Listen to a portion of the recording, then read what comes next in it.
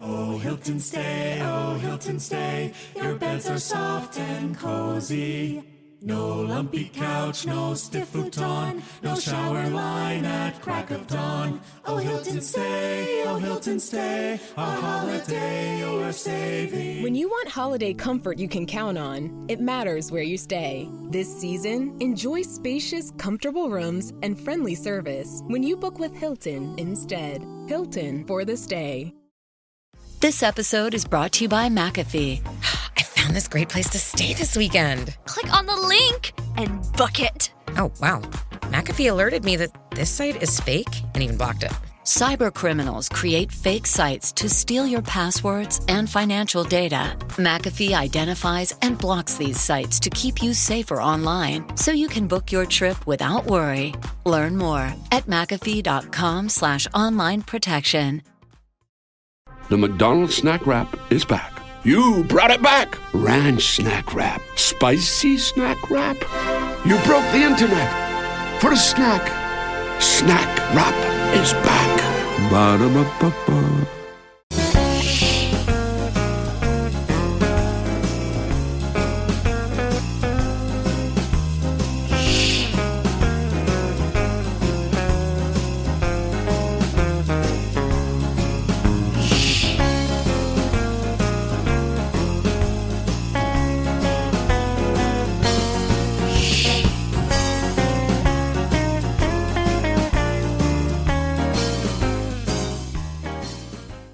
Hey, this is Mark A. Altman. And this is DAREN DOCHTERMAN, and we are the Inglorious Treksperts. And this week, it's FRAKES, Gates, and SPINER. Oh my. As we begin our holiday celebration. But it's not going to end this week, because next week we are bringing out all the stops for our Treksperts holiday extravaganza, where we're going to bring on a bunch of stars, writers, producers, directors, and our favorite guests on the podcast to talk about why they love Star Trek on this 60th anniversary and some of their favorite episodes. So you don't want to miss that. That's going to be dropping on Christmas Eve. And the only place to find it is on Inglorious Treksperts or at YouTube at Inglorious Treksperts Podcast. I'm very excited about that. Do you know where that phrase comes from, pulling out all the stops? I don't know. Where does that phrase come from, DAREN Doctor? It comes from playing church organ. The stops are those valves on the front that make different sounds, and when you pull out all the stops, the organ is the loudest. Wow, you heard it here first, ladies and gentlemen. How that's that's fascinating. I had no idea. I figured, so I would trecucate you. Inglorious organ sprints. Okay, that's fascinating. No, that's really interesting. Well, we got a great conversation to share with you coming up, in which DAREN, Ashley, and myself talk to the legendary. I think legendary is appropriate in this case. You know, when you look on the internet, everybody's legendary, everybody's iconic, but in this case, it's true.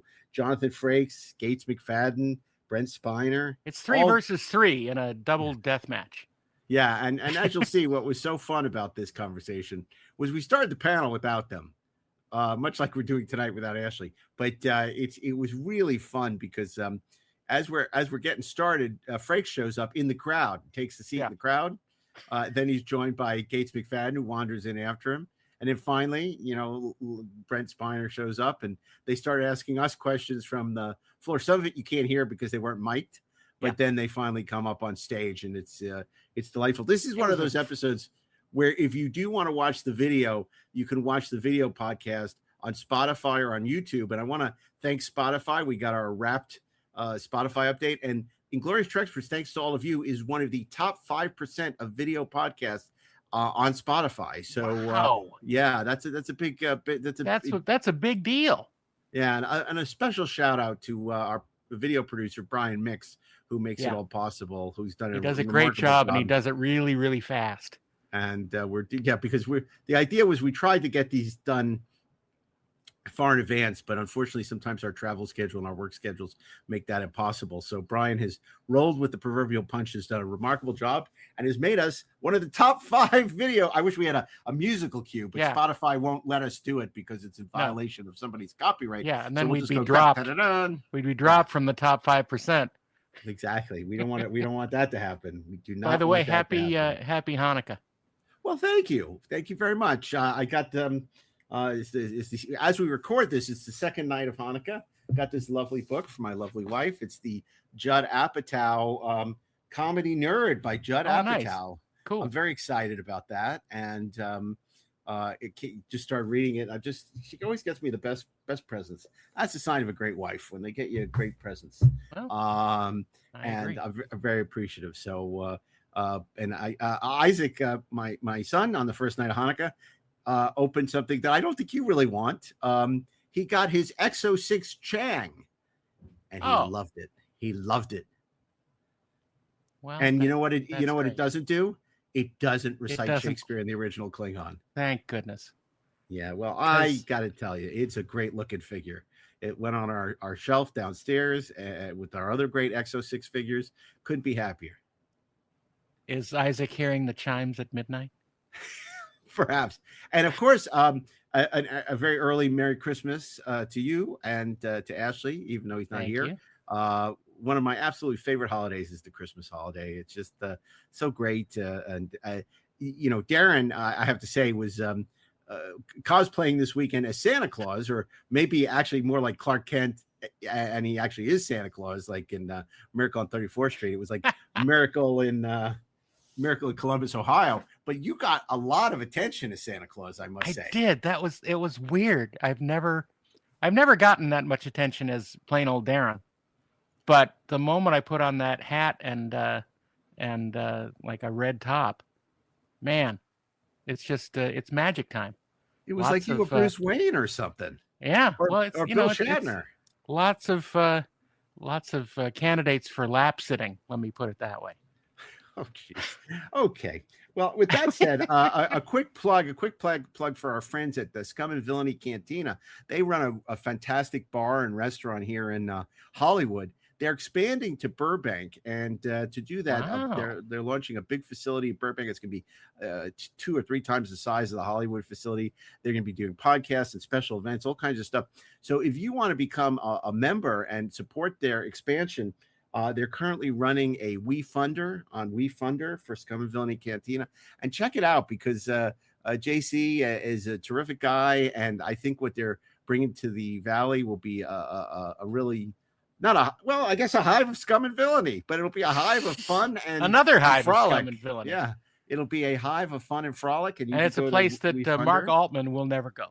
Well, because it's in the Valley, but you can send me pictures. I'm sure. No, I'm not doing nothing. I may contribute. I may never go there, but I will contribute to this WeFunder because I think it's a good cause, and they're going to be doing some really great stuff. And JC's been very supportive of the podcast and everything we do. And so if you have a few extra shekels on this holiday season, then you might want to contribute to the WeFunder campaign for Scum and Villainy Burbank. I don't know. It's kind of like Mos Eisley, I guess. Well, it's sort of reminiscent of the old beautiful downtown Burbank. Now he would tell me never find a. He did tell me to stop making the Star Wars jokes because one of the things he pointed out is we are a sci-fi bar. We do Star Trek, we do Doctor Who, do it is not just Star because Wars. Legally they can't be a Star Wars. Well, bar. I said Scum and Villainy sort of suggests Star Wars. He goes, I know, but we really are all these things. And in Burbank, you'll even see more of these sci-fi properties represented. I said many such journeys are possible. Yeah. So that's really cool. I want to point out some other exciting stuff. We just got a copy of the God Thing script. So we're going to be doing an episode on the God Thing next year. I'm excited about that. Maybe we should do that for Christmas where Kirk fights Jesus on the Enterprise. And maybe that should be our Christmas episode. That's probably better for Easter. Yeah, that's true. That's a true story. That's the end of the God Thing. So we're going to we can explore the whole God Thingiverse. Yeah, that's right. And of course, we'll be celebrating Star Trek 4's 40th anniversary next year as well. It's the 40th anniversary of the voyage home since we saved the whales, George and Gracie. So very excited about that. And we'll be sharing our panel with John Shuck and a lot of other great Star Trek 4 celebrations. So you don't want to miss that on Inglorious Treksperts. This is in case you don't like this episode. You can look forward to all the episodes that are coming up. Now, one thing we've been doing on the show, which I think people have really appreciated, each week we read a letter from another one of our listeners. We basically ask people to send in their emails and socials and things about what Star Trek means to them, at this holiday season. Let's face facts. This has been a pretty shitty year, and the last week in particular has been just almost unbearable. Awful. In terms of the loss and things that have happened, whether it's what happened at Brown or what happened in Australia, or more recently the tragic murder of Rob Reiner. I can't even talk about it. I'm so upset about this, and the reaction to it by certain people in the White House. It's just appalling. So we want to bring a little joy to the world, and apparently our podcast does just that, according to Nick Zosky. Nick said, "Hello, Mark, Darren, and Ashley." Hello, Nick. I've been listening to the podcast since late last year. Although I've been a fan of the franchise since childhood, before I started listening to the show, I knew little more than the average fan. I couldn't have imagined feeling more invested with the silly franchise that I love so much until discovering, definitely no pun intended, laugh out loud, your wonderful show. I started my Trekication at the beginning, as I am very systematic in that way. I am now just getting into season 6 and still am in no way tired of listening to you, learning from you, and laughing with you every day. I just got my Spotify stats for the year, and I thought I'd share your piece of it. Please keep up the great work, and I will undoubtedly keep on trekking ingloriously, of course. P.S. That is approximately 3.35% of my year. Time well spent, in my opinion. Wow. And it says your top podcast, Inglorious Treksperts, you streamed, are you ready? 17,686 minutes, and you're a top 1% fan. So wow. a big thank you to Nick. That was delightful, and we really appreciate your fanship and your love of the podcast. That's awesome. My mom doesn't even listen to that much of our podcast. My mom doesn't listen to any of our podcasts. My mom doesn't either. I'm just trying to be dramatic. She listened to the 4:30 movie one when we did Mother's Day, right? But even that was difficult to convince her to do. But she did, and she enjoyed it. Never listened to it again. Couple thanks, of things. Nick. Yeah, thanks, Nick. We're going to be traveling next year. We're going to be in Richmond, of course, in March, kicking off our first GalaxyCon of the year. That's a great show. We hope to see you there. And of course, Darren is going to be on the cruise. Apparently, there is a waiting list. So if people have to cancel, or you take out Darren, and or move if they up find out that I'm on rank, board, they'll leave, and you can slip in. I was thinking it's more a mirror situation. They take somebody out and they can move up one step in rank, and then they can be on the cruise. Yeah, your agonizer, please. That would be me on the cruise. Your agonizer, please. And of course, we're so excited to be returning with the Trekspert stage to Vegas in August. Tickets are going fast. We have some really spectacular things planned, so we hope you'll join us in Vegas. We just added, I know we haven't announced anything, but we just added the cast of Con the Musical that's going to be performing live from Con the Musical on our stage. So wow, that's pretty cool. So you want to do that. And I'm so happy to officially announce, I think we've teased this. Darren, as you know, is a stalwart of the Ticonderoga set tour. He is one of the few people that Bill Shatner always remembers his name now. He's in that rarefied air where Bill knows his name. It's like Cheers. It's like a movable Cheers. And I'm pleased to say, as another person that Bill Shatner knows his name, I'm going to join Darren this June, because James Cawley is pulling out all the stops. That's right. Pulling now out you know all what the that stops. means. I do. And he's doing a 60th anniversary at the end of June at the set tour with a ton of original Star Trek guests, led by our captain, the great Bill Shatner, great and mighty Bill Shatner. But many guest stars will be joining the expedition. And Nancy Kovac. I don't remember, but I don't have. There's a lot. There's a lot. Suffice it to say, there's a lot. And I'm really excited to be making the trek back to Ticonderoga. It's like for some people, they go to Mecca. This is our Mecca. It is. And she's a Canutu. She's a Canutu woman. Exactly. They should have a Mugatu chase you around. That's how they get people off the tour that try. You know what? I'm sure I saw a Mugatu there one time. Maybe it'll come back. Yeah, people don't cosplay as Mugatus, and I would think that'd be really easy. Cosplay is not easy, Mark. Was that Janusz Prohaska in the Mugatu? That was Janusz Prohaska, absolutely. Yeah, that's pretty cool. And did he play it in Lucy too? Because didn't the Mugatu show up in Lucy as well? In the Lucy show? You know that better than I do. I love when some of these costumes and different things show up again. Show up again in other shows. Yeah, like Korob's dress showing up on Gilligan's Island. Yeah, that's my favorite. That's my favorite. That's my absolute favorite. Well, and Trelane's jacket showing up on the Monkeys. Well, it's only fair. They gave us Davy Jones. We gave them the jacket. Yeah, that's right. Yeah. I have to say, it's been, like I said, a crazy week. We had an amazing time Columbus GalaxyCon, our final GalaxyCon of the year. I have a little bit of a cold because not only did we not get much sleep at GalaxyCon, but there was a lot of traveling. I had a lot of work obligations this week, and so I'm a little sick and under the weather. But that said, not to keep us from doing a great podcast today. So it was a good weekend, and as usual, they treat us wonderfully, and they run a good show. Yeah, and we had some great panels. I mean, I think one of the highlights for us was we got to sit down, and he did not break us, but he broke us up in terms of laughs. The wonderful Dolph Lundgren. Dolph Lundgren was incredible. Of course, he was just great, and he had his lovely daughter who was there as well. And I didn't know what to expect from Dolph. Sometimes even you think these people may be, because of the characters they play. Yeah, we thought we were going to be talking to Ivan Drago. Yeah, and he couldn't have been more thoughtful. He was awesome. Interesting and charming, and it was a great conversation. And we talked about Masters of the Universe, and we talked about Rocky IV, and of course I got the View to a Kill question in. Right, couldn't wait, jumped right in. View to Kill. Got to ask. You hear that, Spy Hearts? Right away, got the James Bond question.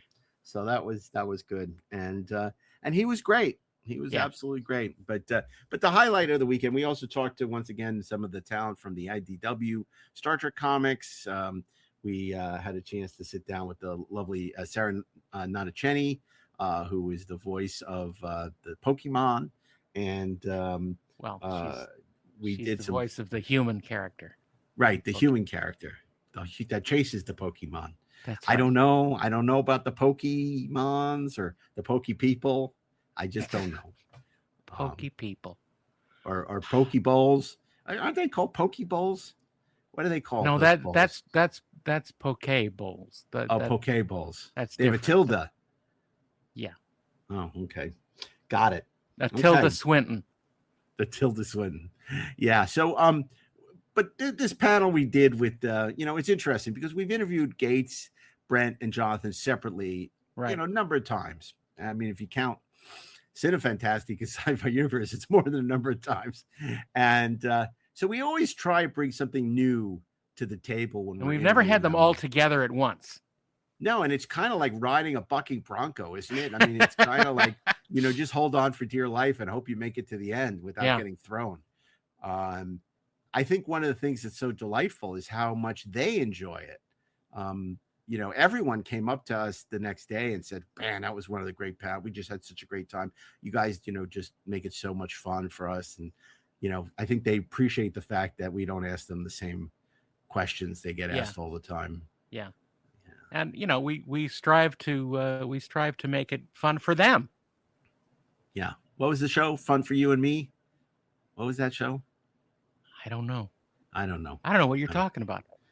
I'm loopy. That's where you pull out all the stops. I'm not even on cold medication. I don't take the cold. I only take medicine for real shit. Colds, it's like I just power through. So I need and have fruit and stuff like that, and just try and eat healthy. But so I'm not even loopy from the medication. I'm just naturally loopy. He's just naturally, yeah. I'm just exactly.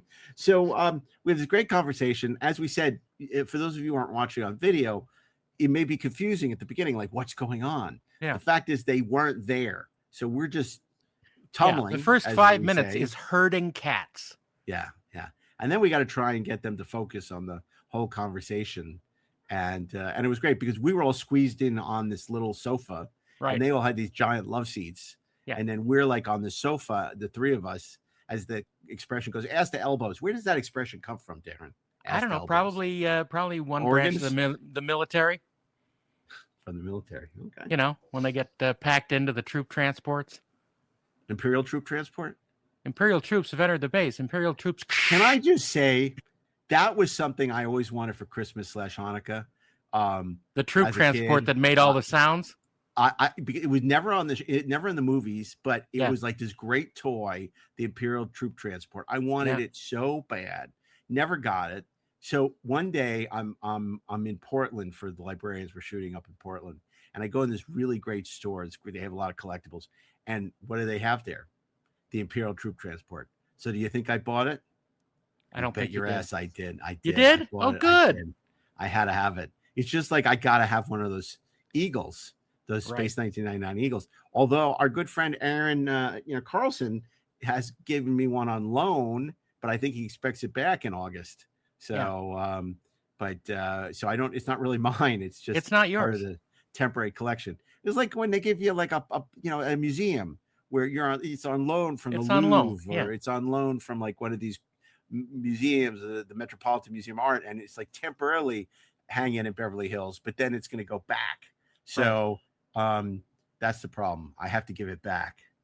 So Well, maybe you give him the troop transport, and he'll forget about the Eagle. I don't think that's a good trade-off. I mean, I paid a bunch of money for the Imperial troop transport, but it wasn't Eagle money. So anyway, whatever. Neither here nor there, because neither of those are Star Trek. The Imperial troop transport is Star Wars, and the Eagle is Space 1999. Oh, good. I'm glad you straightened that out for me. I'm not. That's for our audience. That's not. Glad for you're you. here to tell us these things, 3PO. Yeah. Speaking of which, I wonder how that. I haven't checked the stats yet. I'm wondering how our Clone Wars episode did, because it was not a Trek subject, Right. and that we had on the Treksperts. I wonder if people mind if we cross the streams occasionally. I think people ought to be prepared for those things to happen more and more. Yeah. You know Because what I mean, we got to decide. Like Dolph Lundgren, I guess it's hard to really put him on the Treksperts. It's probably Deck 78, but Yeah, well, but it was really good. But not as good as this Star Trek conversation with Gates, John, and Brent. I got to tell you, I really get a kick out of that Brent. I love all of them. Yeah, I do too. Brent is fun because you never know what to expect. Well, I've always loved Jonathan because I've worked with Jonathan obviously a bunch of times, and I just think the world of him clearly. So, but Brent, and I've said this before, back in the day when the show was in production, we did not get along. He did not like me. I did not like him, and now I'm just a huge fan of his. Yep. And I love Data. I just didn't. He didn't like. He resented the fact that I was critical of the show. Right. So, but I love him. I just think he's so funny. I would love to work with him. And Gates is just amazing. And then she told us something which was really cool, which I had no idea, that she had originally had a part in Hannah and Her Sisters, which got cut out. It was never even filmed. And I was like, I didn't realize how much she loves doing comedy. Yeah. And how much she considers herself a comedian, but she is very funny. And I think that was a missed opportunity on Next Generation to give her more comedy. That was the one thing.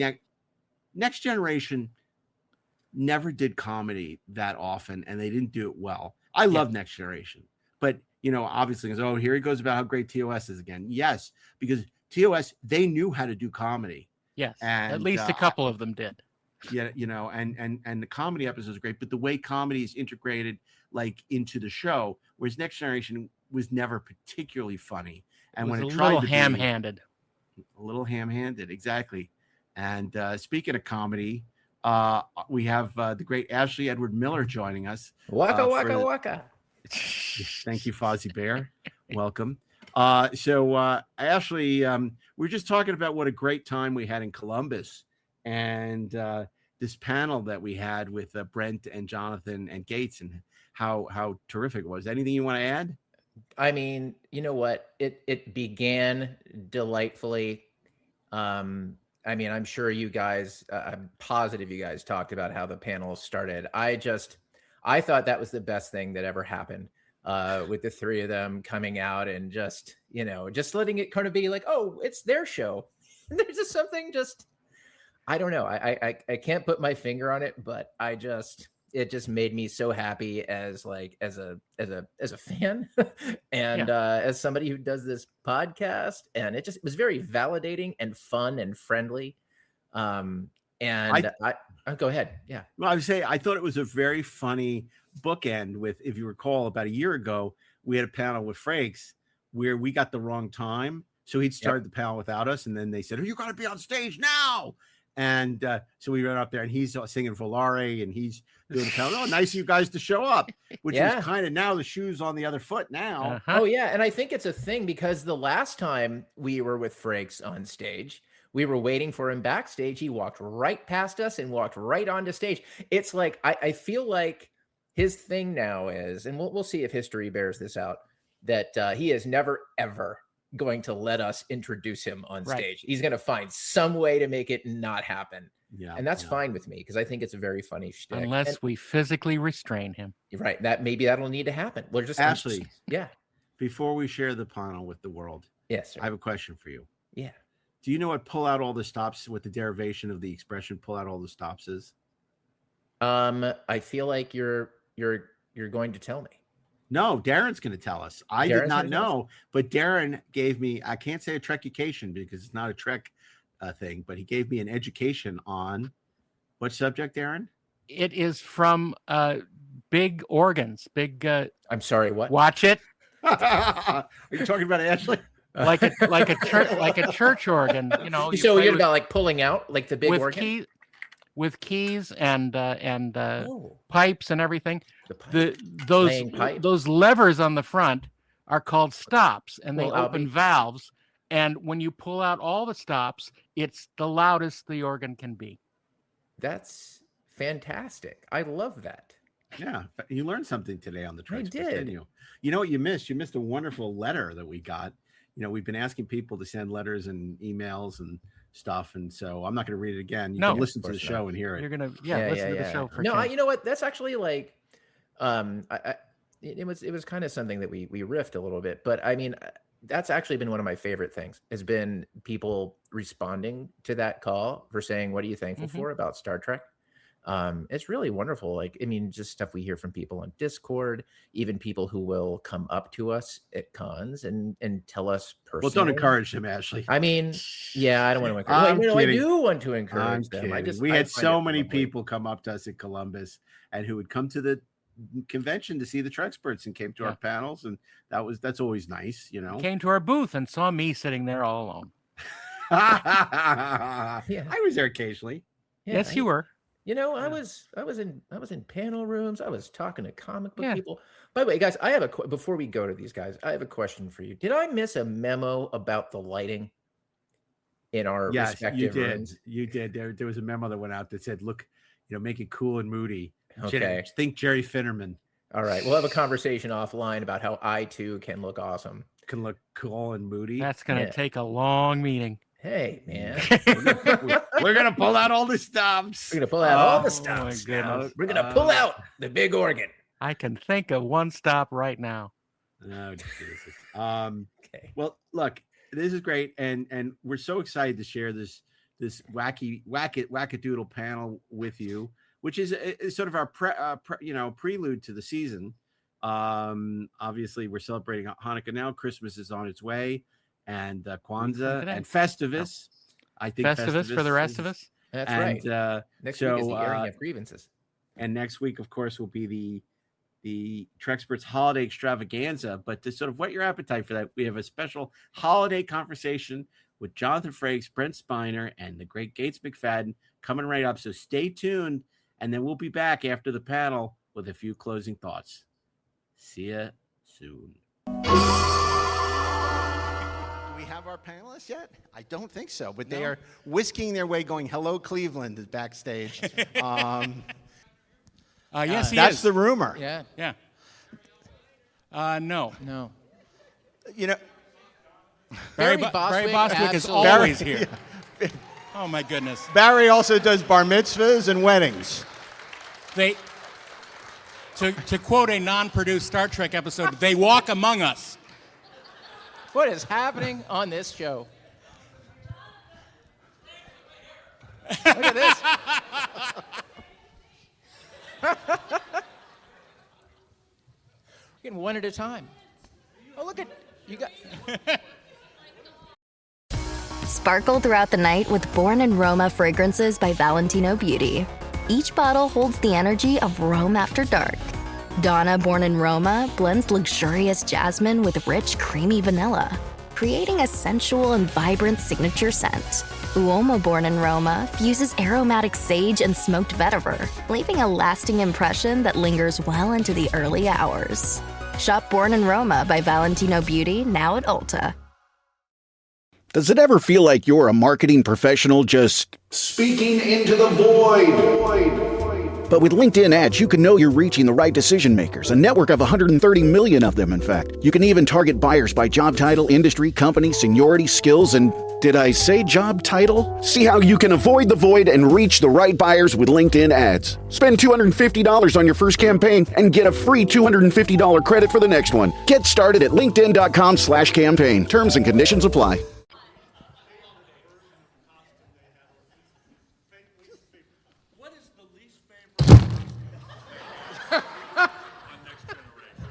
I'd like to answer that in 3 parts.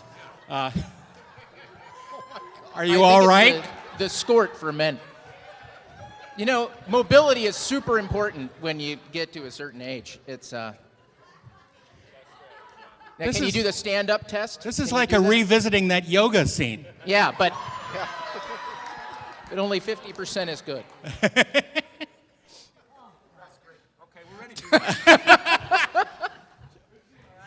I mean, my first question is, so did you guys hatch this on the way up? Was that the... The correct answer would be those Bill Tice uniforms from the first 2 seasons before they got redesigned, right? Okay, very good. I can stay. That's right. Ladies and gentlemen, Gates McFadden. Brent Spiner. And another shipmate. Who was also on the show. You could stay, John. He's got to go that way. Please, welcome. Hey there. It's so crowded there. We are. We are. It's okay. You look weirdly uncomfortable. You put all the fat people on the small sofa. I really have a few questions for you guys. Great. Let me ask a question. Yeah, no, hey, excuse Let me me. ask you a question. Excuse wait. me. I was going to ask okay, you wait, something. But I know, but, you said you were going to do it, but this. I do it. I know. No, wait, but, if you'll just be quiet for a minute, I could be the one who... If you would just listen. All right. Hey.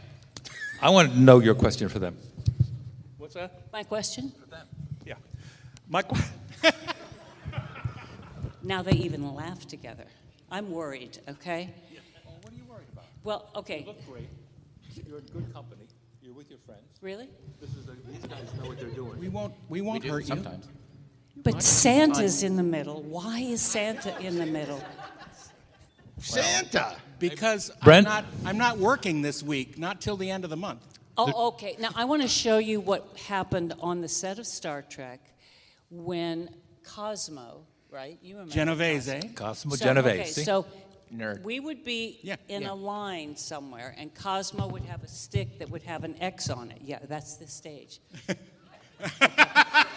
Okay, and so he would say, watch this. Now I want you 3 to watch the finger.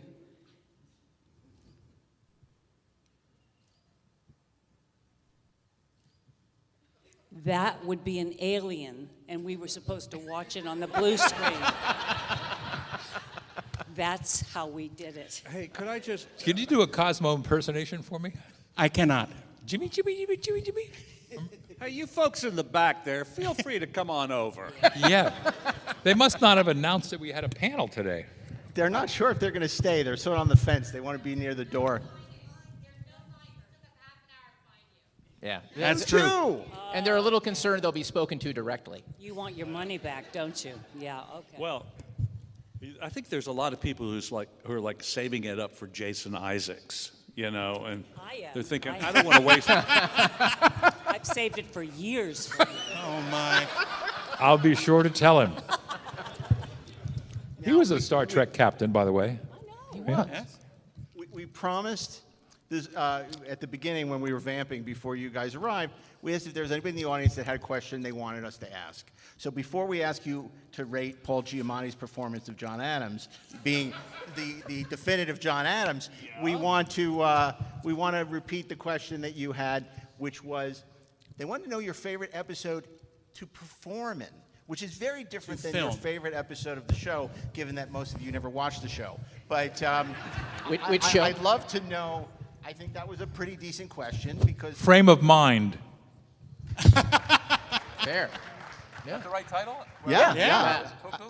You were great in that. You're a good little actor. I was directed by the great James Conway. Helped me with that. I said, I feel like I'm absolutely out of control. He said, I'll let you know. Nice. He's a very talented Canadian. Yes.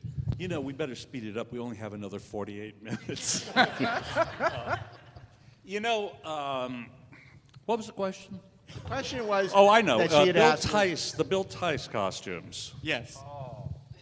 That was the answer, not the question. No, go ahead. You're excited to perform in. Episode to film. So it's not an episode that you particularly thought had a great script or really enjoyed doing, but it was like on the set for some reason it was just a pleasant experience, not the one that gave you the most residuals. An episode that was pleasant to do that you enjoyed. Is that what you were asking? I believe yes. So what was an episode you really enjoyed shooting for one reason or the other? I can't remember the name of it. But the right guys, they'll figure it out. Yeah.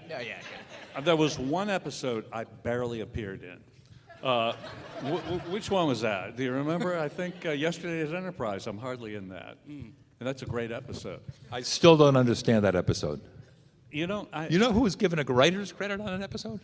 Everybody. Eric Stillwell. Eric Stillwell. Yeah. And Pookie was in that, wasn't she? She came up with the idea. She came up with the idea with Eric. Did she get created by?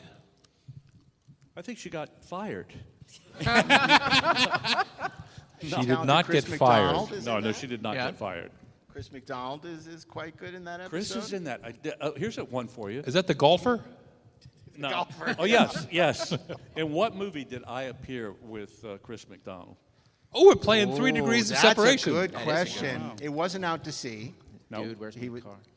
Dude, where's my car? Dude, No. where's my car? No. Darren, it's up to you now. I don't know. The movie with the 2 sisters? No. Here's the funny part. Wait. I don't even Dorothy know. Dandridge. Huh? Dorothy Dandridge. No. The one with Halle Berry. That's what I said. No. No. This is for the next book. Yeah. It's a fine little picture called what's it called? Superhero movie. Right. The Zuckers, or one of the Zuckers. Right. made it. A parody compilation. It was of, It was a Spider-Man spinoff, and I was his assistant, and he created Havoc. Very good guy. Was the Havoc your fault? Yeah. No. Everybody loved that movie, We loved apparently. it, didn't we? Superhero movie? Come on, let's hear it. Unbelievable. Hey, is there a way to get the lights up on the audience a little? It's always so nice to see. Oh, be careful what I you love ask that. for. Yes, I like to see those I have another- Ohio How many lights are up faces. there? This guy brought his own lights. He did, I know. Yeah. I have another. That's my question is for you, sir. I want to That's hear. freaking me out. your favorite It's performer like, why is episode. it on my forehead? See That- what I no. mean? I have a. Oh, my there we goodness. go. All right. Wow. Hey. Now it feels like a Yeah, just family, bring it back right? down if you could. Yeah, thanks. Oh, no. That's, I liked it Split better the when I difference. felt I was in the theater. yes, Brent. Well, I was just as a trivia question for you guys. What do Paul Giamatti and I have in common? You both played John Adams. John Adams. That's one. We You're were both on Star Trek. Star Trek series, Right. Right. That's Well, 2. that remains to be seen. Neither one of you will drink a fucking Merlot. Right. Excellent call.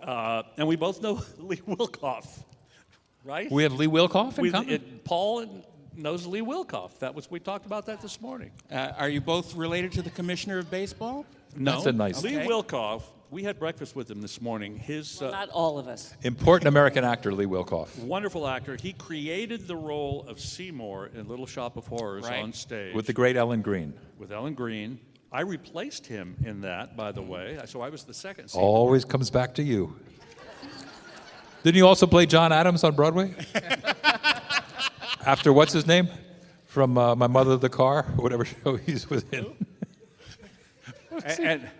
He was the voice of the William Daniels. Thank William you. Thank Daniels. God, Darren. William Daniels. Bill Daniels. Was he original? I have one for Was you. he not the original? He was in the movie. Yeah. He was in the he movie. was on stage originally. Oh, okay. But what do Bill A lot of finger pointing going on. You feel that? What do Bill And Daniels? then- What do Bill Daniels, Paul Giamatti, and I have in common? You were all in The 1776. Graduate. Correct. No, I have a goddaughter who has a bakery here in town in Columbus, Ohio. It's called Dough Mama. Dough Mama. You know that place? Yeah, where is that, on High Street or something? 3334 North High Street. Yeah, North High Street. Her father is Lee Wilkoff, who played Seymour in Little Right. Shop of Horrors. There we are. And knows Paul Giamatti, Well, there you go. who also played John Adams. Yeah, there you are. And they have gluten-free that is delicious. It's so good. We were there this morning. What do Robert Wagner, Lee Wilkoff, and I have in common? Robert Wagner, Lee Wilkoff, and you. Darren? You all I don't slept know. with You're all Stephanie- alive in the 70s. Genie, You though. all love Stephanie Powers? No, but you know what she used to say at the beginning of that show? Jonathan. Yeah. Jonathan. That's right. That's what we had in common, heart to heart. Yeah, there you go. There you go. Forget Kevin Bacon. Lee That's Wilkoff right. is 6 degrees. I mean, clearly.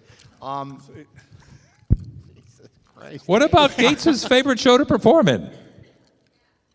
Okay. What's what? Favorite I'm show trying to cover the favorite show to questions. perform in? Well, you know what? I wonder what was Lee's favorite show to perform. John Adams. Yeah, clearly. Gates, did you have one? I what was was your asleep. favorite show to play in? Oh, so many, Brent. My favorite episode or Yeah. my favorite show? No, not your favorite The episode. question is, what did you, repeat Which the question. episode did Did you just enjoy being playing in? in? And why was it the ghost episode? Because I love to orgasm. Yes! I think we can all get behind that. No, I think my favorite was when I got rid of most of them in Remember Me. Oh, yeah. No, I mean, no, Remember Me was great, but actually I had the most fun, I think, in a really silly early on episode. I thought the, what's the one where we all get, The Naked Now was actually Right. the most fun. That Right. was fun.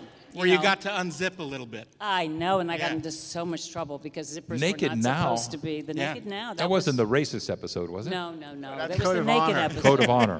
It was the one where Data had sex. Is that where I with had my Tasha. nipples out? Yes. No, And the yeah. cod piece? Yes. You liked that episode? I loved you in that. That was the great No, I did William not Ware like Tice was That's still right. the costume designer from the Beautiful. original show, and he put me in that ridiculous costume. So silly. But You it know was why? Because hilarious. I was like Mikey on that fucking show. I would do anything. It was the exact same. Mikey will eat it. Mikey will get in the fucking black slime. The Metamucil with black printer's ink. Didn't see anybody else go fucking near it. It was me and Will Toms, the special effects guy, were in that fucking slime for a day.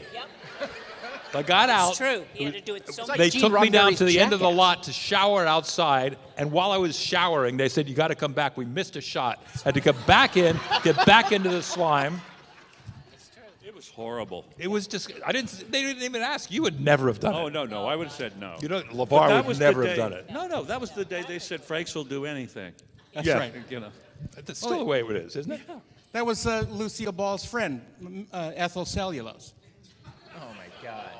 Thank you. Thank you. Oh, my It was God. great seeing you That's all. painful. Good night, everybody. What does Lucy's best friend, Vivian Vance, Right. and Jonathan Frakes have in common? Oh, wait a minute. You both knew Lucy? Lee Wilkoff. I'll give Lee Wilkoff. I'll give you a hint. Yeah. Stephanie Powers. It's how I got my SAG card. Andy Griffith. No. Oh, I got an Andy Griffith too. Yeah. No, but how did you know Viv? She used to be the Maxwell House girl in the offices, and I was a guy. In my first gig was with Vivian Vance. Wow. Buying coffee Before from. or- She has a coffee cart. Yeah. This is Was in the she nice? 70s. She was She was lovely. nice, yeah. She was told to keep her weight on Oh, because Lucy didn't want to. Right. because she was actually younger than Lucy, but what was her name? Ethel Mertz was supposed to be older than Lucy, but she was, of course, younger. And she hated Bill Frawley. Yes. She hated Bill Frawley. Yep. Yep. So sad. This is a fascinating panel. What do Kermit, David Bowie, and I have in common? Oh, that's easy. Labyrinth. Labyrinth? Labyrinth. Labyrinth. What do we have in common? That's not what you You all love music? Labyrinth. Something Henson related? Maybe. You all thought it wasn't easy being green? Well, that might have been true. Although David Bowie never seemed to, he never seemed to mind. Yeah. Bowie never seemed to mind about that because with one eye he had the two different colors. Why wonder? Anyway, well, someday I'll tell you. Oh, please. Don't you have to answer now? No, You stumped the panel. You know what? I'm not going to give in to the male pressure of this panel. You know, I feel I'm just going to hold my own and keep my secrets. Okay. Now, David But Bowie. it was really good. Really good. Wow. I'm really disappointed. Did you I don't like the David way this Bowie? panel's going. Not exactly catching Breaks. us at our best. Did you like David Bowie? I loved David. I love David Bowie too. I thought he was a genius artist. I mean, really, his last album, The Lazarus song. Everything about him, his about vibe. Yep.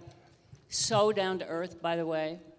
His Big incredible tennis fan. wife. Remember that airline we used to take to New York, that private airline? MGM. Oh my God. You met the weirdest people in that lounge. So good. You'd come Bowie in and Iman, was that his wife's name? Iman, who was in Star Trek 6. They were the two you would most get beautiful on people this in the world. plane, and they would say, the first time I ever got on it, they were like, so what would you like to eat? And I said, oh, what's on the menu? They said, no. Just what would you like? Well, we have everything. We'll cook it up fresh. Did you guys know about MGM Grand Airlines? It only lasted a couple years. Yeah, it was fantastic. It was all first class. It flew from L.A. to New York only, I think. L.A. to New York only. Studio paid. They had compartments that were just beautiful. First time I was on it, George Harrison was across the hall in another compartment, and he hit on my girlfriend. Yeah. And she didn't mind. And you know what? Neither did I. He was a Beatle, for God's sakes, you know? But then I sat one time next to Zsa Zsa Gabor. You fucking name dropper. Yeah. And Dropping she hit names. on your girlfriend. Yeah. She hit on my girlfriend, yes. There is, in Cameron Crowe's new book, The Uncool, a chapter about David Bowie that's fantastic. So what is it?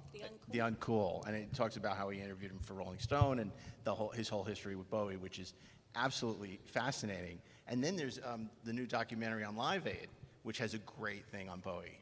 Not that this is a panel about He David was Bowie, fascinating. but It's not And he a panel on reinvented David himself Bowie. over and over and over again. He was kind to everyone. Yep, and he was so brave. He was like, he risked failure all the time. I don't know anyone who could have pulled off, when he walked on the set looking like Jared. I mean, I really don't know too many actors who could have pulled it off. It worked. And he was Tesla, for crying out loud. Yeah, he was. It was amazing. Yeah. He was Tesla? Tesla. He Tesla. played Nikolai Tesla in the, He was the full Prestige. self-driving. It was crazy. I thought Tesla The himself Prestige. was always Prestige, underrated. which was, what's his name? Christopher Nolan. Christopher Nolan movie. Really good, yeah. All right, then. I have a Tesla coil at home. Do you? Yeah. I like Tesla. Does it look like David Bowie? No, you just you touch it and the. I like David Tesla. Bowie would do the same thing when you touched him. It was really weird. Gage, you said I that, aspired to be like David Depending on Bowie. where. you said the Naked Now. I thought you were going to say Genesis just because of the experience of directing. Well, yeah, but you said which one did you enjoy the most? We had an earthquake in the middle of Genesis. And some people lost their houses. It was the crew. I mean, there was one crew member was stuck in his shower. I was getting up. I already was dressed. It was sort of like 5 a.m. or something, and I planned on getting to the studio early. I mean, no, I loved actually that whole directing of Genesis very, very much. It was really a fun script. That was a great script. And I loved having that script. It was really great, but it made, it drew out the production, which the studio didn't like, so we had Who wrote that script? That was Brannon. Yeah. Yeah. Who else could have written that script but Brannon? It's so I know, bizarre. it was great. It was a really good choice. I was very happy when I read that script.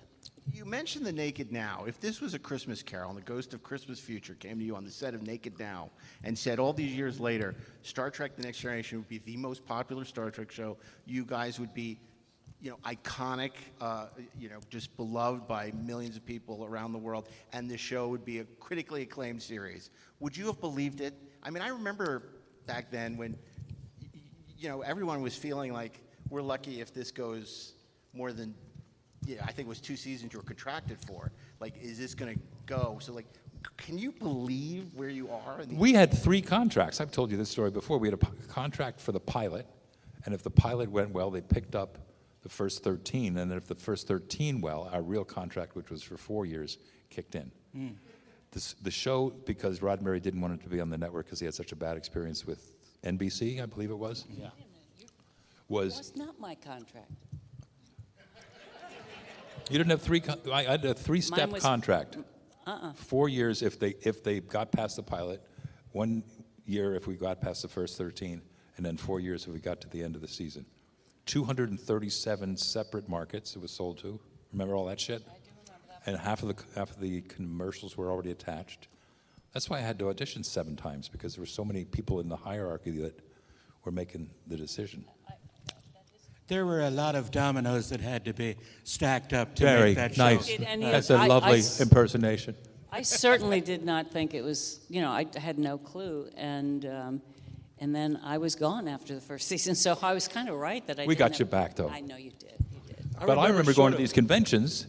My opening story always at the convention, have been for years, is that I was in Syracuse, waiting in the dealer's room to enter this convention about which I knew nothing. I didn't know anything about the culture of it, what it meant, but I did know that nobody cared about a bald English captain with a French name. Nobody wanted a Klingon on the bridge. Nobody wanted a blind captain or a pilot. And this was all Gene who didn't want these things. There he you is want to now. take that? He's calling in. Is it Lee?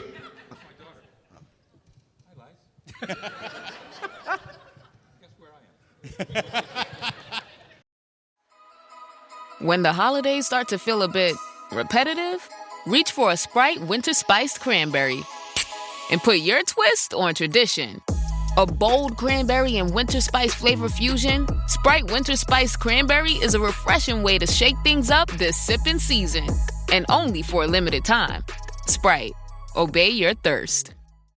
Hey, this is Bill Simmons from the Bill Simmons Podcast, here to tell you that Michelob Ultra, the official beer partner of the NBA, is bringing NBA fans closer than ever this season with chances to win great prizes, including courtside tickets. Enter now at MichelobUltra.com/courtside.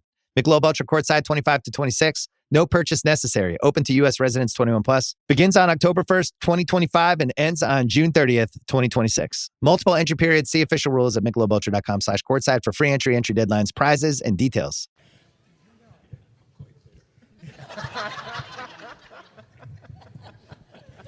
Special guest star.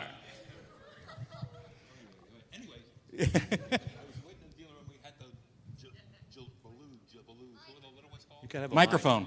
Microphone? The Galoobs, Right. the littlest Yeah. action The figure, the Galoob young, figures. thinner version of, and they were selling limited dial-out datas. Yeah. $40, and Geordie LaForge was $50, and Captain Picard was $70, and a sign at the end of the table that said, Riker, $10. Buy any action figure, get Riker free. Oh my God!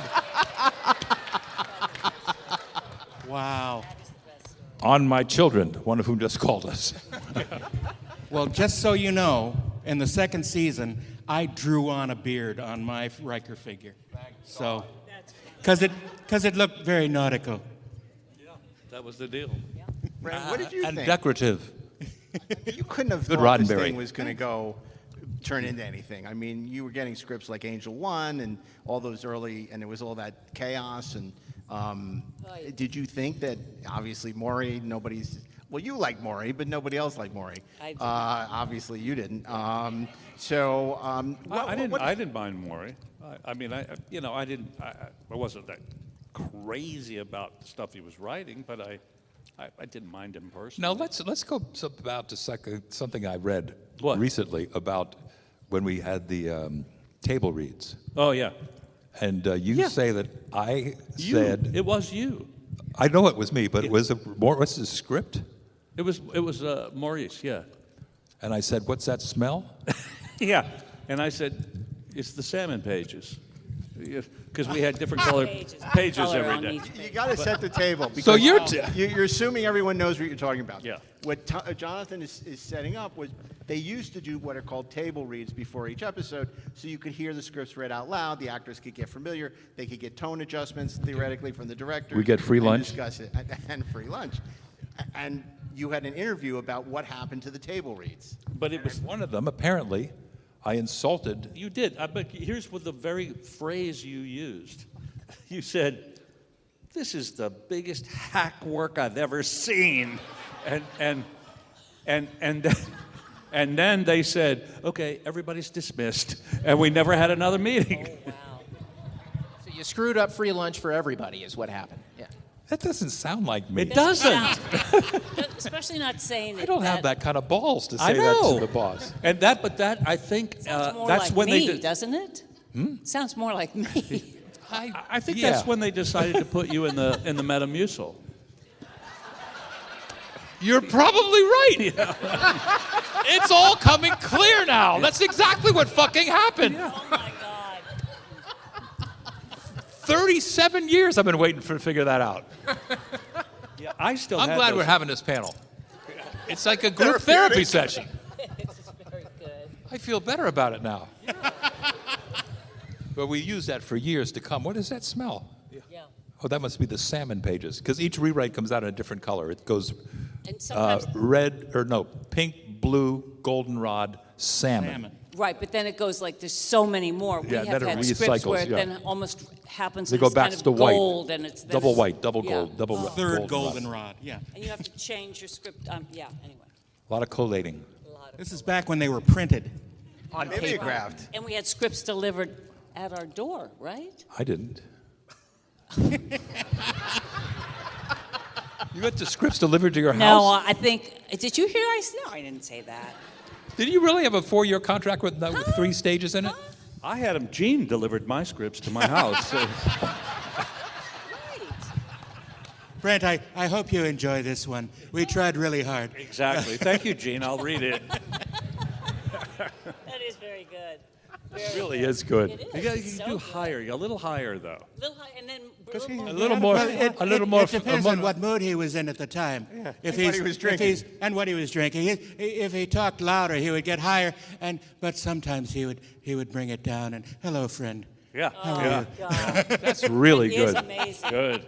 I think I'm the only one that does that. It's really Anywhere. good. Maybe. Yeah. Luckily, market for today Gene we have Roddenberry. someone who does the best duo impersonations of anyone I know. First of all, let's say, I asked about him earlier, he didn't show up, but let's say he was here. If Sir Patrick Stewart were with us, we'd ask him what would be his favorite episode to Wow, perform. Jonathan. I suppose my favorite. Wait, do you want to do Patrick then or now? Right. Because I can. Let's do Patrick then, and then we'll do Sir Ian Patrick talking to next Patrick. generation. Patrick next generation. Picard. Picard. Yeah. Well, I'll tell you. I particularly enjoyed the one.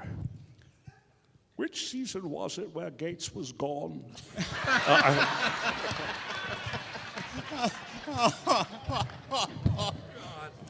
Rough room. Rough room.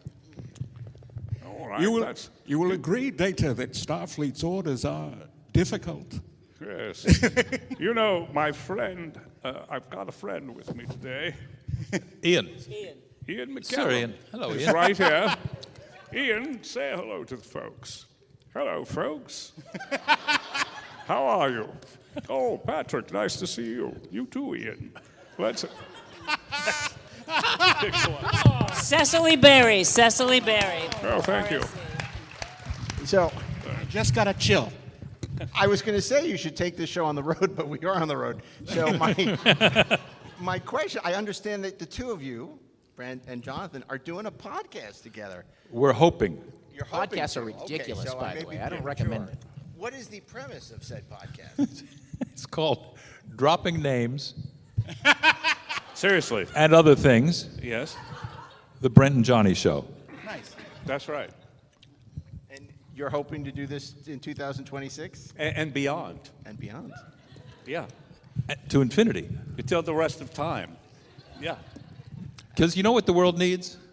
More podcasts. Another fucking podcast. Another podcast. But this one's going to be a little different. Two old guys making George Jessel references. Yeah. No, this one's going to be a little different than any other podcast because we're going to host it. That's right. The biggest Brent and difference. Johnny Show. Yeah. We have a theme song. And Gates, you were ahead of the crowd because you had Investigates way ahead and doing this podcast. You interviewed a lot of interesting people. What was that experience like? Did you learn a lot that you didn't know? Like, She did the best research. I did her first episode. Yeah, he did. Her research was so deep and fabulous. That's because you were so weird. It was my father. No, I'm kidding. I actually found it much more difficult doing my own cast members. It started to become a lot easier because I know what kind of things that they're not going to talk about if I ask them and stuff. And it was easier to be with people I didn't know as well, actually. I thought that was, then I could just be myself, being curious and ask. I would do research, but I could ask them something, and if they didn't want to talk about it, they would later. I promised them that I would take out anything they didn't want in. I never wanted to try to make anybody Did you have to edit some of them? I edit all of them. Yeah, I was the editor. I learned how to sound edit, and it was great to learn a new skill, to be honest. It was tedious as heck. Did you take stuff out that you thought was boring or stuff that they didn't think was appropriate? Well, when I first started, what happened was I went way too long. Right. So I couldn't possibly, I had to edit But I thought stuff the out. advantage of podcasts was there wasn't too long or too short. That's what it became for me. But I didn't want to do a 3-hour podcast. I didn't feel like doing that. I had like 2 hours of material for some people, and I had to make it down to around an hour. So I had to edit things out.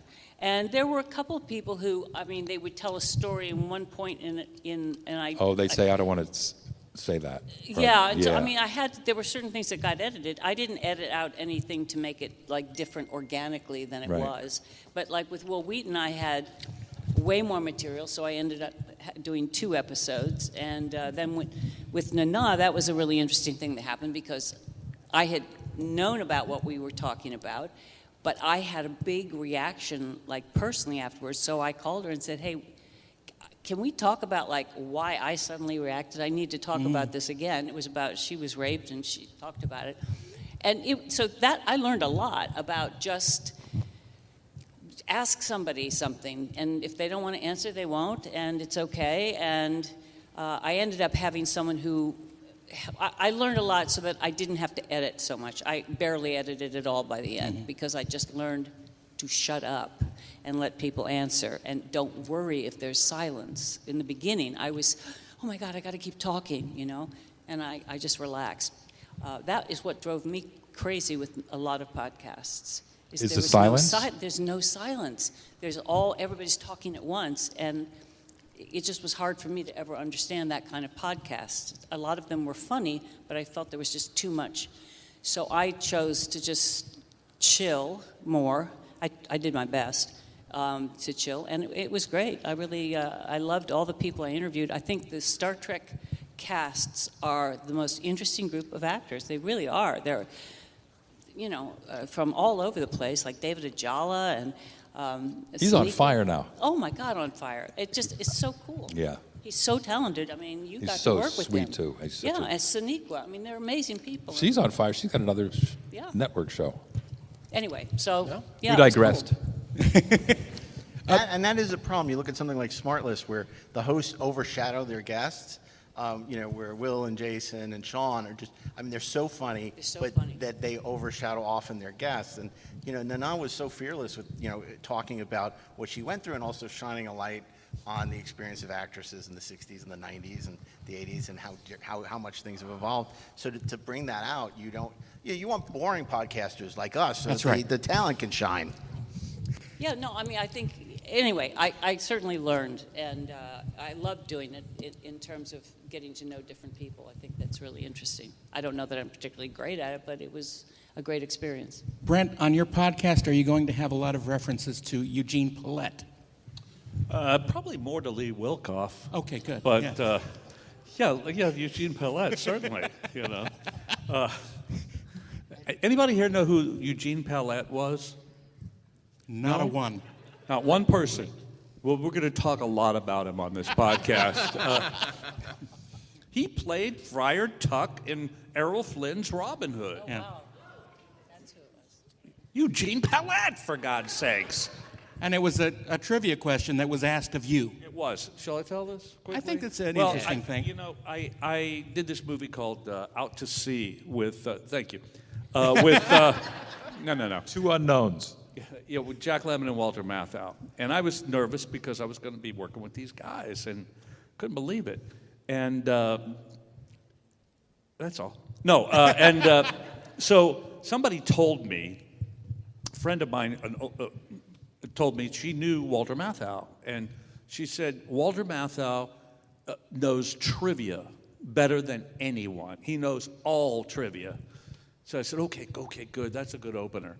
So the first day of the shoot happened to be, I was in a car driving to the set with Walter Matthau. He was in the front seat, I was in the back. And I said, Walter, could I ask you a question? And he said, yeah. I said, who played Friar Tuck in Errol Flynn's Robin Hood? And he kind of, why do you ask me this? And I said, well, I'm told you know everything. And he says, no, I know horse racing and how to lose money. And that was it. 2 weeks later, I didn't work with him again for a couple of weeks. I was working with other people on the movie. 2 weeks later, I'm on a set, the door opens up, he walks in and walks up to me and goes, Eugene Pallette. Oh. Yeah. That's a great story. I've never heard that story. Yeah. It's the only story I've never heard. Would you want me to tell it again? I'll tell it again. So I was in this movie called... No, all levity aside, one of the great things about these panels where we're together, and you guys enabled this, is that there literally is shit that happens that we haven't heard about each other. Right. And that's like I didn't know Gates did a podcast. No, I'm kidding. I was on it. I was her favorite guest. She didn't like working with us. We made her nervous. She just told us that. Yeah. No, I didn't say nervous. It got better I said boring. after she got through us and got into. She worked through her friends who she's known for 40 years. Yeah. It was easier to talk to new. Well, I get that. Yeah, I can understand that. Yeah. Like I'm uncomfortable right now. I know. It's weird. Exactly. It's like, who are you? Yeah. I know. It's like, oh. Jonathan, I want to ask you, you've had a very successful second career as a director. Third, if you count Movie Jail, right? Second time. So let me ask you, I know. Wow. So let me This one, Censorian. Let me ask you this, because you started as a green director on Star Trek and learned so much, and now you're like the guy, the veteran who knows everything. Like on this new show you're doing, the spin-off of Big Bang Theory, you're the guy who knows what to do with visual effects. You're the guy who's showing them what to do, who has all this expertise, who's learned so much in his career. And, you know, I just wonder how that evolution has been for you. Because you always knew how to work with actors, right? But then, and lenses you knew from acting and stuff. But how has your directing career evolved from those early days doing Next Gen to where it is now, and you're doing these big, expensive streaming shows? Oof. Luck is a big part of it. No, I'm on a show now that is so much fun to be. First of all, it's 20 minutes from my house, which I haven't worked in LA for 4 years since we did Pecan, the wackiest nut in the galaxy. But I'm working on a comedy, and you get pigeonholed as a director as much as you do as an actor. So to be on this, the show's called Stewart Fails to Save the Universe. It's a spin-off of Big Bang, and Stewart's obviously in it, and Quipke's in it. Not Bowie, but Bowie, John Bowie, wow. And Denise, Laura, and Bert Stewart. So the guests are Raj, and Bialik is on it, and all, you know, highly all these stars from the show come back and do episodes, so that's going to satisfy. But it has been, the only reason that it's different is that Chuck Lorre, who's a big brain, and Bill Prady, to a certain extent, Chuck refers to himself as a house cat. He writes for people sitting on couches. So when we get out green screens, or when we're taking measurements to say we're going to put something on here, he's like a kid. He's just like a kid. He said, well, what do you mean? I said, the visual effects guy is going to change that to have it look like what we want it to do. They can do that? I said, yeah, they can. That's what they're here for. and it's wonderful because he's arguably, he's like Aaron Spelling. I mean, he's got one of the great success rates of any writer in the history of television. And he's so receptive to the idea that he's making a movie or a film show. It's been a treat. It's been a real treat to be on. When does it come out? I don't know. I think they're going to try to get it done a couple weeks before Comic-Con, so they can have a couple weeks on the air and then premiere it at Comic-Con with the cast and all that shit and do a real rollout. I think that's the plan. When you're directing the actors on that show, right? Do you give them like comedy adjustments? Chuck and Brady. 1/10 of the time I do. Also, most of them are improv actors, so they're brilliant at this part anyway. But the other thing about working on this show, they're so confident about their writing. If they hate it, they say, hold everything, and they go up and they cut it. They cut it right out of the scene and rewrite it, or they just cut it out of the scene so you don't have to fix it in post where they'll end up hating. It's unheard of, and it's fantastic. They work with that kind of confidence, and sometimes they don't understand that what they just cut, and they say, well, this isn't going to end that right. We got to give a new line to them, and we've already covered them, and we've already turned around, which means it's another hour to get back into where we were before at night. How many days do you have to shoot it? It's a half-hour show. It's 8 days an episode. Wow. It's fantastic. That's amazing. Luxury. We had 7 days. It's streaming. It's streamer, but it's on HBO Max. But they also got the California incentive, and you have to spend the incentive to continue to get the incentive. So, and it's 11-hour days.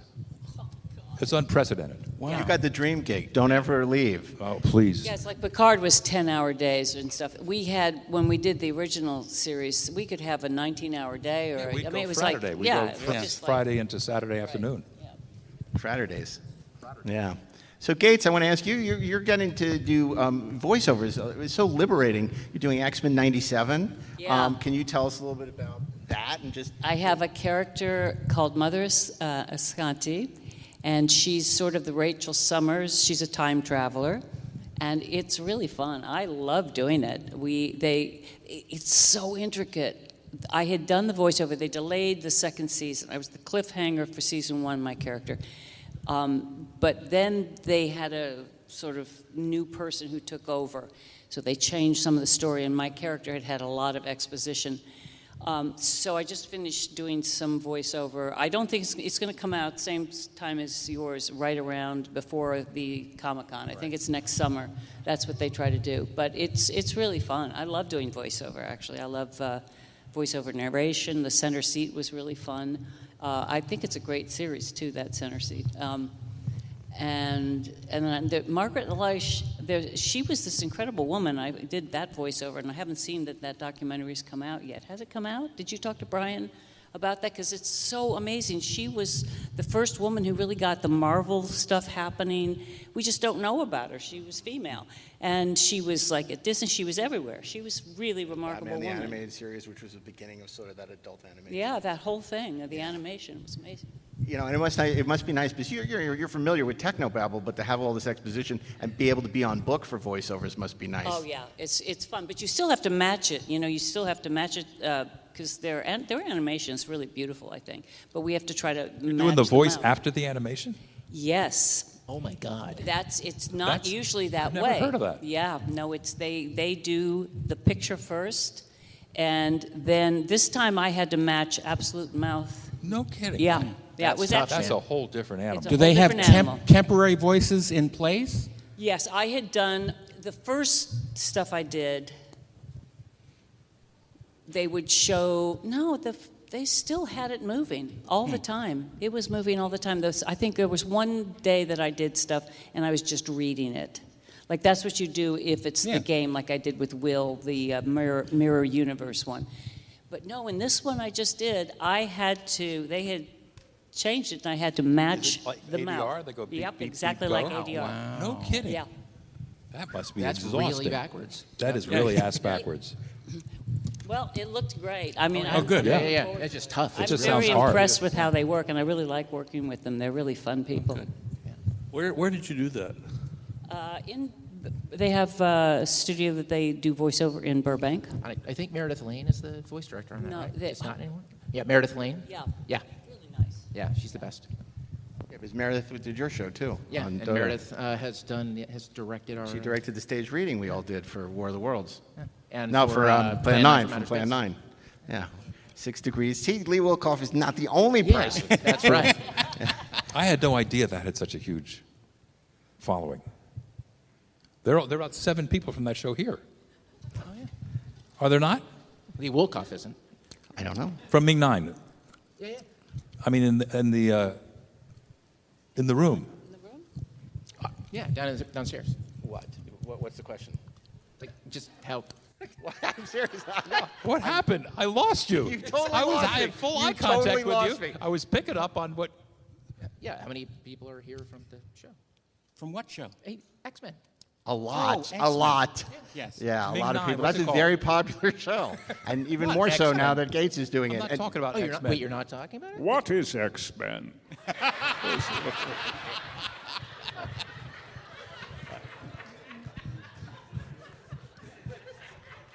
You see, when Patrick Stewart and Ian McKellen love each other very much, they... Yes. Yeah.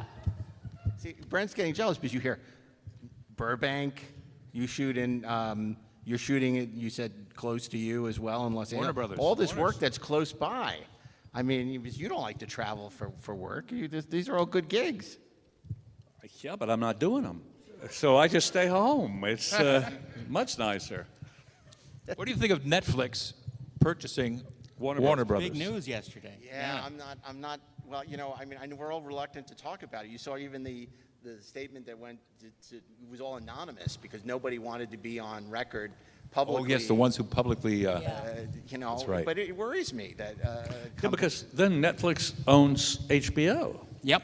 How How does does be that that work? or Paramount? I mean, they're all. It's Yeah, but happening. that's It's amalgamation. yeah, I know, but It is scary.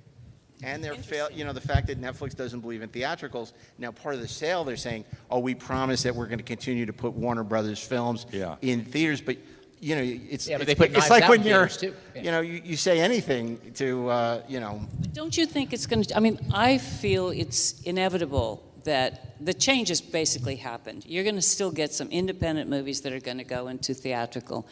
But I think the die is cast. I just can't see. The industry is shrinking so quickly. It is, and I mean, I miss having the communal thing of the 3 channels that we all watch together. Yeah. There's a piece of that was really cool. I know it got dull when it would shut off at 11 at night, but there's something now that it's just. well, I also when I got to Hollywood, the dream to go to Hollywood, part of it was like getting to first time I was on the MGM lot.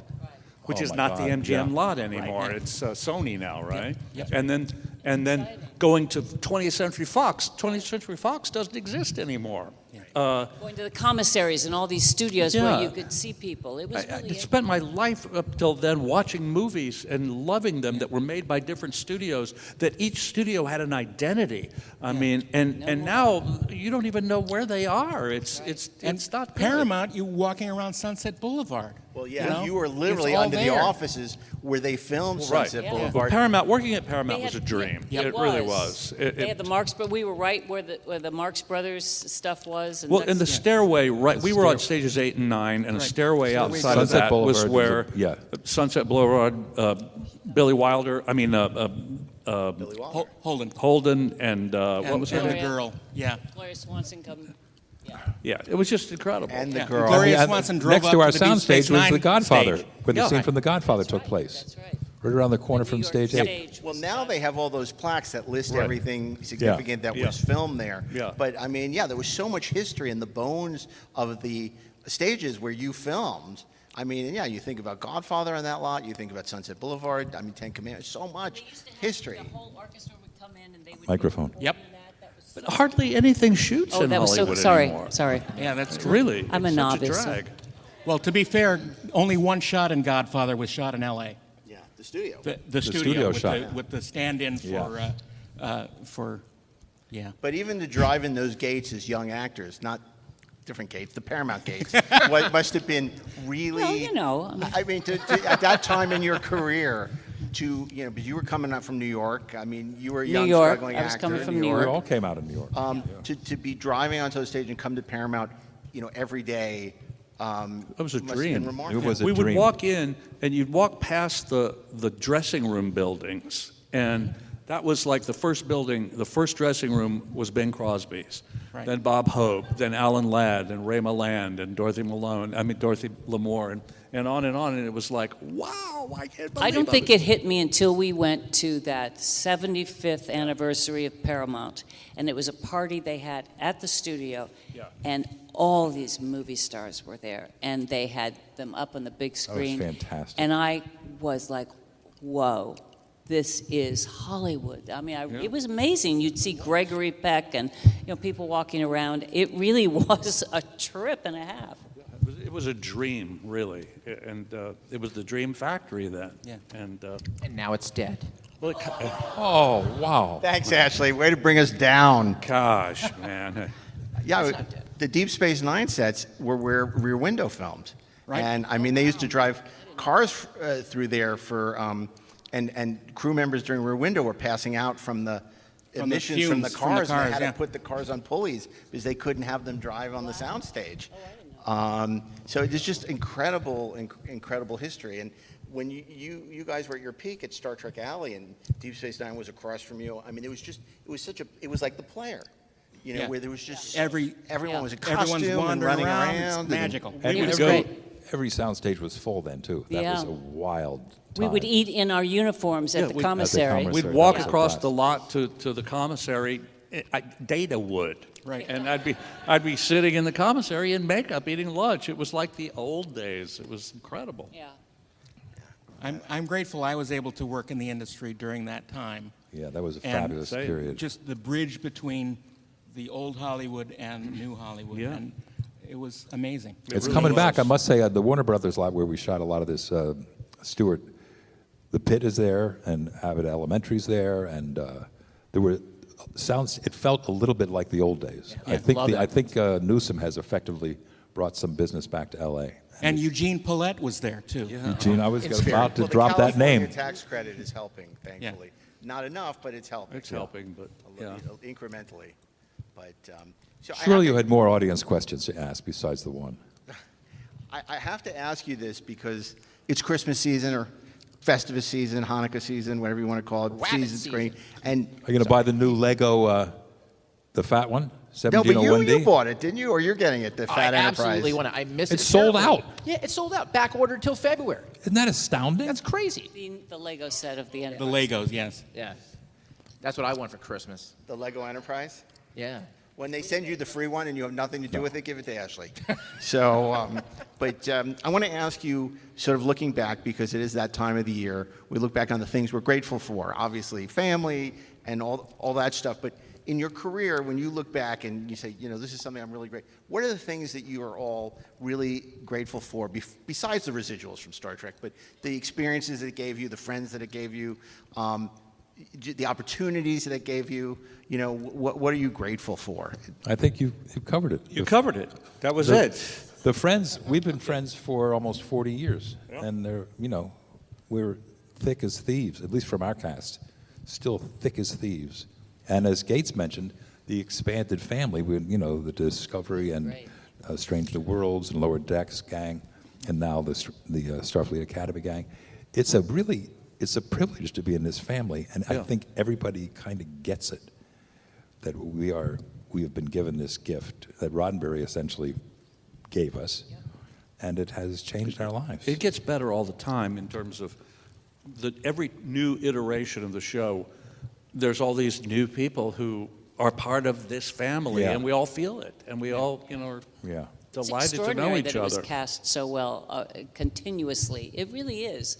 And also we have to do the shout out to fans, because fans care about the Star Trek universe, and they Thank care God about for you guys. Yeah. No, but I mean, seriously, you care about the world, you care about, collaboration, you care about listening, and you're curious about things.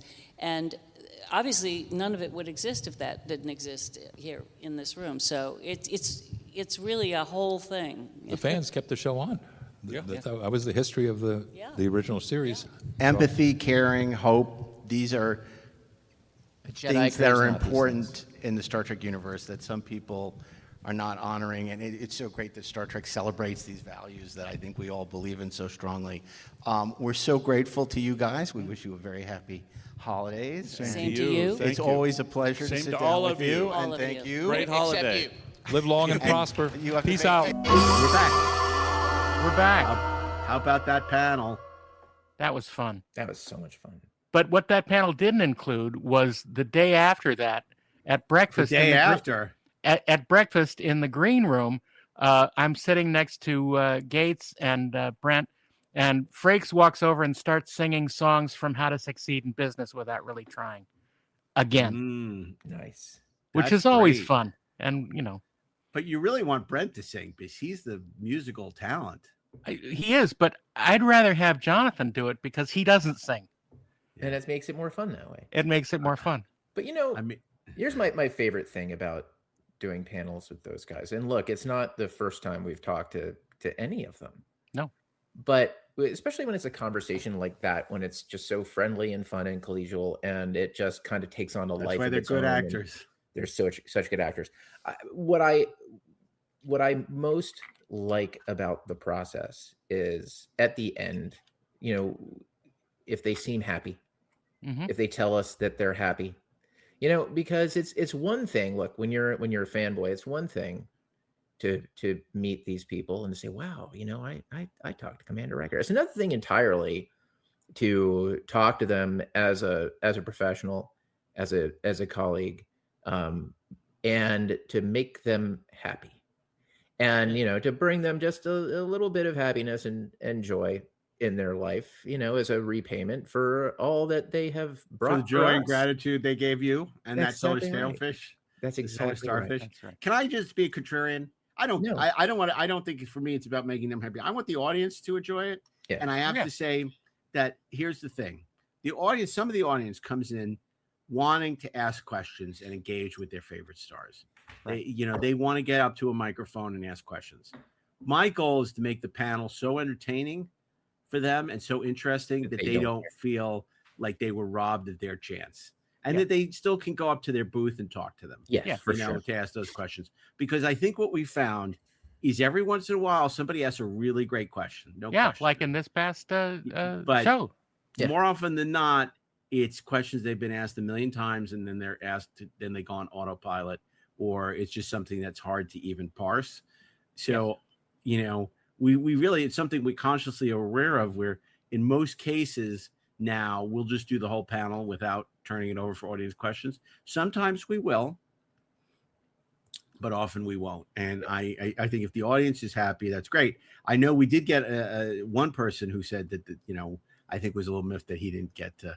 I think we were having a little too much fun for him. But you know what? That's in the eye of the beholder. I mean, it's all a subjective thing. I think that the amount of compliments and the amount of that we got and feedback that we got was extraordinarily positive, and like hopefully you said, will as well.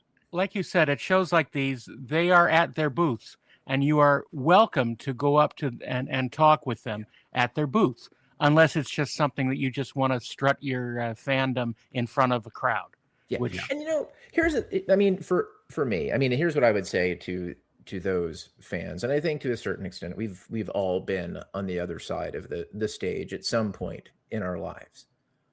It's anybody can sit and have a list of canned questions, whether they're coming from the audience or they're coming from the interviewer or not. Like you can have your list of canned questions. Like, Remember when you were on the Enterprise? Yeah, exactly. And you could have a moderator who's a professional moderator who can do that all day long.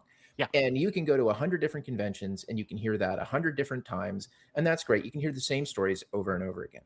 But what I like to think that we offer, and when it works, man, when we're cooking, especially with people who really appreciate it and want to be. Can you cook or present with us. can't you? Exactly. We're offering them the chance to be flies on the wall of a conversation with these people being themselves. Yeah. For And talking about the excitement of going to a movie studio and working and talking about the experience of doing this thing. See, that I loved at the end of the conversation when we talked about what it was like. Because Darren, you've talked about this a lot, what it was like to work at Paramount for the first time and on the many movies you worked with on there. To hear their excitement, to go back to the beginning and think what it was like to come to work at Paramount every day. Yeah. That was fantastic. I love that. And it was very, very exciting. And that's the kind of thing, that's the kind of thing I couldn't ask for a magazine because it's not really relevant, but it's so relevant to a conversation like this.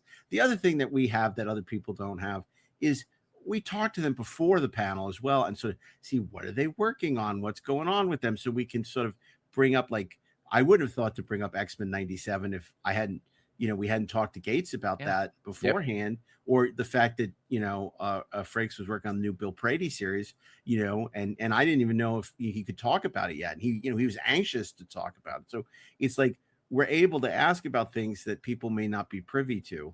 And I think that's what makes these conversations so rich and exciting. Hopefully you'll be the judge. Maybe you hated it. I don't know. Yeah. Hope not. Yeah. I didn't. But regardless, I hope you'll join us next week for our holiday extravaganza. And if for some reason that doesn't work for you, we can go back to the holiday specials next year. But I think this is going to be a real treat, this holiday extravaganza. We'd originally talked about it being a live show, but that was just beyond our ability to pull off. But we are going to have it feel like live on tape. And there's no lists this year. No lists. Well, we'll see. We haven't recorded it yet. There could be maybe there will be a list. But look, it's Life Day. I think that the animated segment with Boba Fett is probably going to be a fan. Life Day is last month. Oh, Ashley. Yeah, Thanksgiving is Life Day. That's when. That's when all the Wookiees dress up in red robes because they didn't have enough. They didn't have enough Wookiee costumes. He's a war spurt. He's not a war spurt. He's a Trekspert. Yeah. You see, by the way, that they're re-releasing the Phantom Menace for the 10th anniversary. Not Phantom Menace. What was that one called? The first Star Wars sequel. I can't even remember what it was called. What was it when they come back? The one with the Force Awakens? The remake of Star. Yes, the remake of Star Wars. Yeah, the Force Awakens is coming back to theaters for the anniversary, and then but the original Star Wars is coming back in 2027. Can't wait! So excited! Cannot wait! So excited! The original version. Yeah, and just I can't wait to see the new print. That they're making for this. Yeah. Because at some point, Darren, we just need to have a whole technical conversation, probably led by you, on how the hell they managed to put that back together. Since my understanding was that they. Oh, that was bullshit. No, they lied. Okay. They lied. Your first mistake was believing them. Oh, it doesn't exist anymore. We cut up the original negative. It's like, come on. No, they didn't. Of course they didn't. It was there. It's like negative, and it's like an ugly thing. But you know what? I'm glad that's the case. Of course. It's all lies. All of it, Tom. All of it. I'm in the barracks with the army guys. I mean, the Romans, they would they would take care of their families, Tom. They know their families were taken care of. They go into the bath, they'd open their wrists. But their family was looked after. Okay. This isn't Inglorious Godspurts, except when we talk about Star Trek V. We can't talk about the Godfather. What does the Godfather need with a starship? Yeah, bring it closer. Funny. Why does Marlon Brando sound like Bryan Singer? I don't know. Because I didn't have time to prep. That's why. No, it's like your Bryan Singer impersonation and Brian Fuller. It's like, not Brian Fuller, Bryan Singer and Marlon Brando. Anyway, anyway, this was lovely. This is a great conversation. We're gonna be back with like a super size show. This is one of those shows you won't be able to listen to in one sitting unless you have a huge commute. I mean, we may not be able to make it in one sitting, for crying out loud. I know. Right, you're going to see us keep disappearing to go to the restroom or something. But we're so excited. It's going to be great. Ashley's going to run a catheter. That's really funny. Okay. But we want to remind you can subscribe. We're dropping a bunch of bonus episodes. So if you want to have access to everything that Treksperts has to offer, you want to subscribe to Treksperts Plus. In 2026 is really going to be, we've already starting to offer bonus episodes next year. If you want to watch the John Schuck bonus episode for the Star Trek 4, you're going to need to subscribe. So you want to really subscribe. There'll be a lot of episodes you can only get as a Treksperts Plus subscriber. Plus, we deny nothing. And you can rate and review us wherever you listen to podcasts. And of course, you can follow us on YouTube now and your favorite podcast provider, Apple Podcasts, Spotify, where we're the number 5 in the top 5% of video podcasts. Woo! Sweet. Woo! Yeah, that's great. And what else? That's really about it, because we got to start prepping for our holiday special. Oh my. No, I take that back. Our holiday extravaganza. So on that note, anything you want to add other than we'll see you on Christmas Eve? Ashley, good luck, Kirk out. Maltz, Chung Chu, Wang Chung. Thank you. Okay. So on that note, keep on trekking. Come a long way for a holiday extravaganza. What do I find? On behalf of Ashley Edward Miller, Darren Dochterman, myself, Mark A. Altman, keep on trekking, ingloriously, of course, and we'll see you next week. This is the big one, 007, the holiday extravaganza.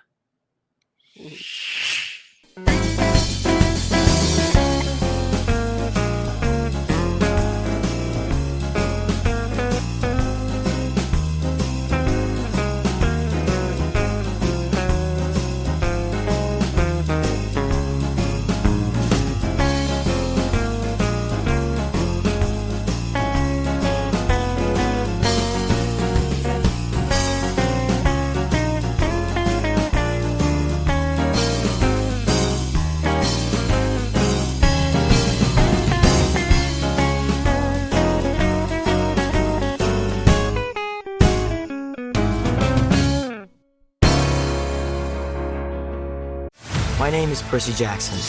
Getting in trouble is like breathing for me. The hit series returns to Disney Plus and Hulu. The danger is greater than you can possibly imagine. What about Grover? Save Grover. Save camp.